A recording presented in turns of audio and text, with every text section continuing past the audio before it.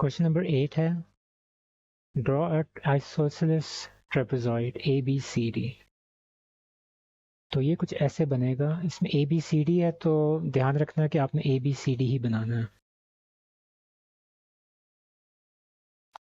और ट्रेपेजॉइड है तो इसको एक मिनट में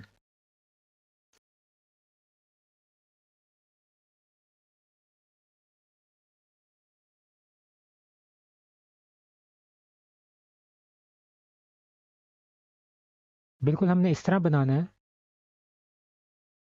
कि आपकी AB साइड CD के पैरेलल हो, यानी कि AB। और यहाँ इन्होंने एक और चीज़ भी कही हुई है कि AB जो साइड है वो CD से बड़ी होनी चाहिए, तो तभी हम AB को नीचे रखेंगे ऐसे।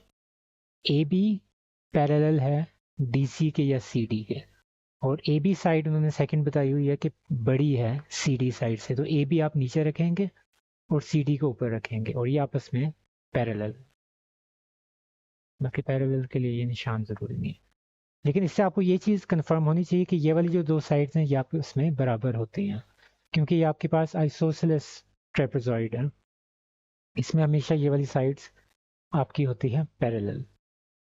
जिसमें आपका ट्रेपीजियम होता है ना, रेगुलर ट्रेपीजियम, उसमें आपका क्या होता है कि आपकी ये साइड लाजमी नहीं है कि पैरेलल हो, बराबर हो। तो वो ऐसे भी हो सकता है, जो आपका रेगुलर होता है ट्रेपीजियम वो ऐसे भी हो सकता है कि ये वाली साइड डिफरेंट लेंथ की होगी, ये वाली साइड डिफरेंट लेंथ की होगी। लेकिन क्योंकि ये आइसोसेलेस है, इस वजह से आपकी ये जो दो साइड्स बाहर की तरफ हैं, जिनको आप नॉन पैरेलल साइड्स कहते हैं, ये आपस में बराबर होंगी। उसके बाद इनके डायगोनल्स हैं AC और BD।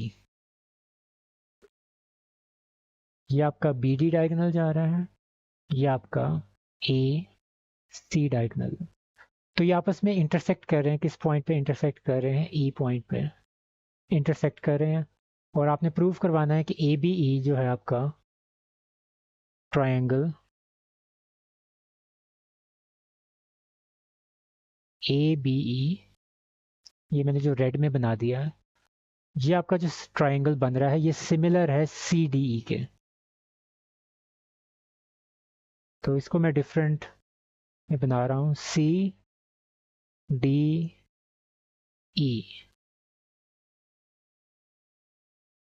इस तरह अब यहाँ आपने इन्हीं दोनों को सिमिलर, क्योंकि उन्होंने बता दिया है, नहीं बल्कि बताया नहीं, उन्होंने प्रूव करा कि prove that AB is similar.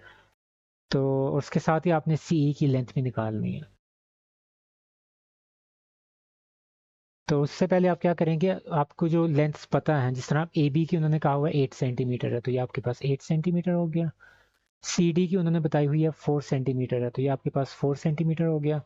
और AE की उन्होंने बताई हुई है 3 सेंटीमीटर है। और CE की उन्होंने कहा है कि आप उसकी लेंथ फाइंड करें। अब क्योंकि इसमें आपने सिमिलर प्रूव नहीं करवाना, यानी लिखा हुआ है प्रूव करें, लेकिन इसमें आप सिंपली उसकी लेंथ निकाल देंगे। हम इसमें एज्यूम करेंगे कि ABE और CDE सिमिलर है, तो उस हिसाब से आपने इसकी रेशोज निकाल लेनी है, जो एक जैसी दिखने वाली साइड्स हैं।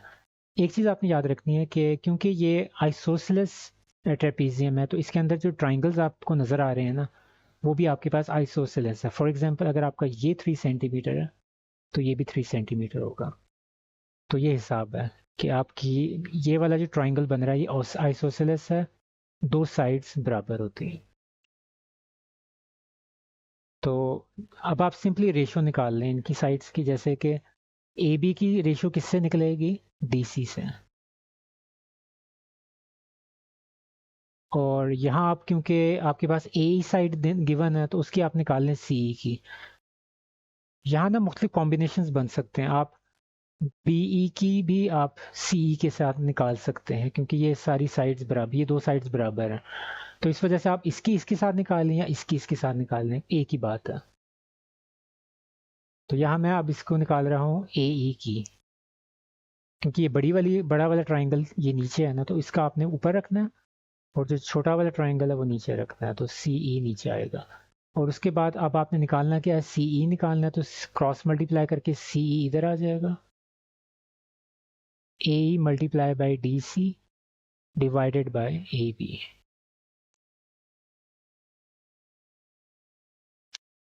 तो ए आपके पास क्या है 3 centimetre multiply by D C 4 centimetre है और नीचे आपके पास ए बी आपके पास है 8।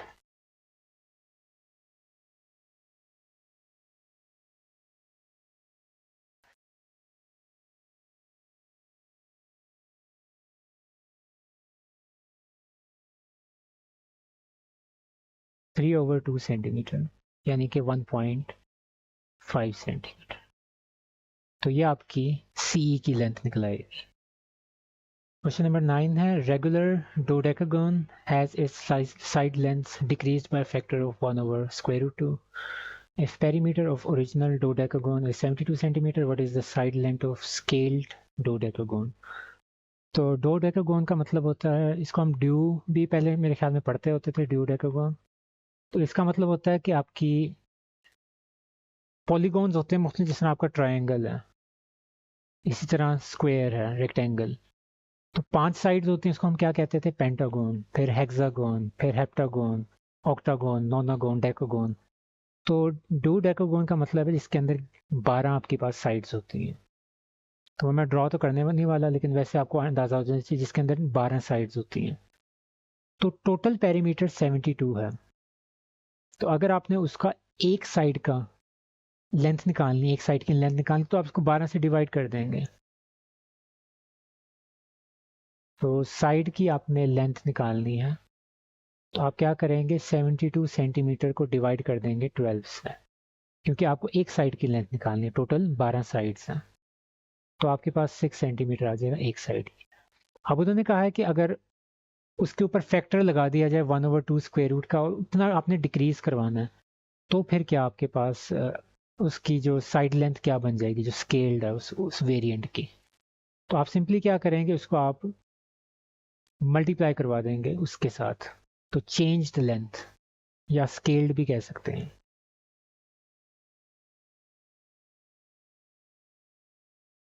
वो क्या हो जाएगी, 6 सेंटीमीटर को मल्टीप्लाई कर देंगे इस फैक्टर के साथ। तो आपके पास क्या हो जाएगा, 6 over square root 2 multiply by square root 2। अब ये जो मैं चीज़ कर रहा हूँ यहाँ, ये एक मिनट मैं कैलकुलेटर से करके देख लूँ कि ये आपको वो आंसर किस तरह दे रहा है।